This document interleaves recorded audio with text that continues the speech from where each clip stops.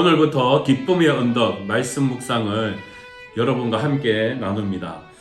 여러분께서 매일마다 통독 말씀이 있습니다. 그 통독 말씀을 함께 읽으시고요.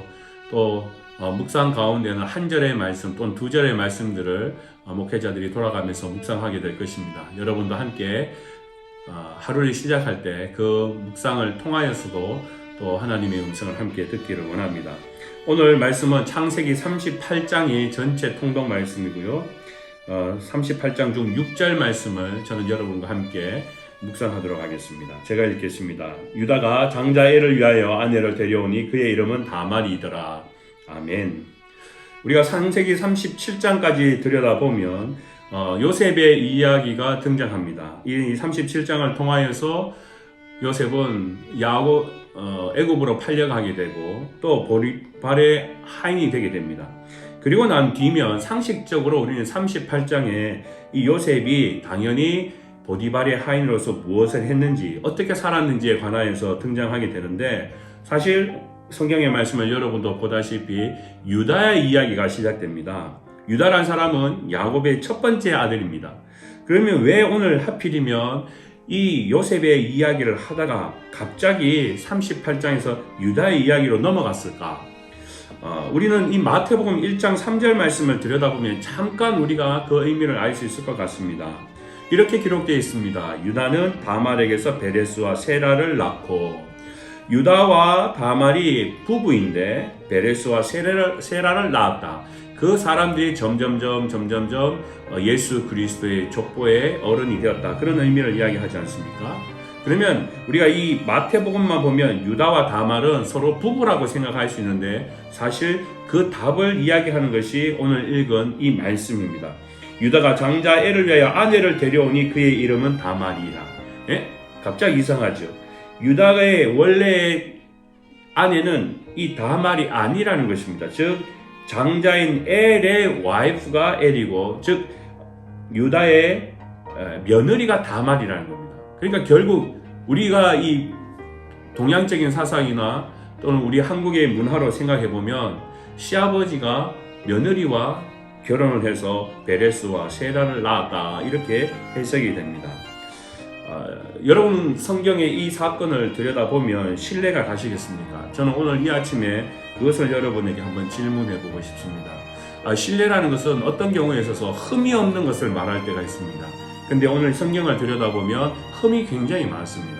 우리 문화로 보면 도통 이것을 이해할 수가 없습니다. 어떻게 이런 사건이 일어날 수 있는지 우리는 이 이야기만 들여다봐도 진짜 예수님의 족보가 이렇게 우리가 말하는 것처럼 불결하고 더럽게 되어 있나라고 우리는 생각해 볼 수 있습니다. 어떻게 보면 정말 우리가 신뢰하려면 마치 우상화처럼 깨끗하고 흠이 없게 만들어야 되는데, 성경의 말씀을 기록해 보면 굉장히 흠이 있는 사건들이 많습니다. 그러기에 저는 성경을 좋아합니다. 성경은 우리가 이 사건을 거짓처럼 우겨가지고 마치 너무 거룩하게, 마치 너무나 모든 것이 흠이 없는 것처럼 하는 것이 아니라 사실 그대로, 진실 그대로 있었던 일들을 기록해 놓았기 때문에 때로는 우리가 이해할 수 없어도 오늘 이 사건처럼 유다가 다말의 속에서 베레스와 세라를 낳았다. 이 사건은 우리에게는 굉장히 이상한 사건이지만 성경은 이 사실을 그대로 기억하고 있다라는 것입니다. 예수 그리스도의 족보가 마치 우리 사회에서 1% 안에 드는 사람들의 이야기로만 쓰여 있는 책이 아니라 흠이 있는 사건들, 흠이 많은 사람들을 통하여서 그리스도가 이 땅에 오셨다라는 겁니다. 그러니까 우리가 예수를 왜 믿냐라고 이야기했을 때 그 사람들이 우리가 다른 사람들이기 때문에, 다른 계보이기 때문에 우리가 믿는 것이 아니라 예수 그리스도가 바로 우리 보통 인간의 몸으로, 우리가 흠이 있는 인간으로 예수님께서 이 땅에 오셨기 때문에 그분이 바로 우리 죄를 위하여 십자가에 죽으셨던 그 사건, 우리는 그것을 통하여서 회복되고 그 사건 때문에 우리는 예수를 신뢰하는 것이지, 예수 그리스도의 족보 때문에 우리가 하나님을 믿고 예수 그리스도를 영접하는 것이 아니라는 것입니다. 오늘 저는 여러분과 함께 이 유다의 사건을 통하여서도 우리도 흠이 있고 뭐가 있는 사람들입니다. 그럼에도 불구하고 예수 그리스도의 피와 구속으로 우리는 더 이상 정죄함이 없습니다. 오늘 이 하루를 살아갈 때 우리가 어느 계보인가 라고 보았을 때 우리는 흠이 있는 계보입니다.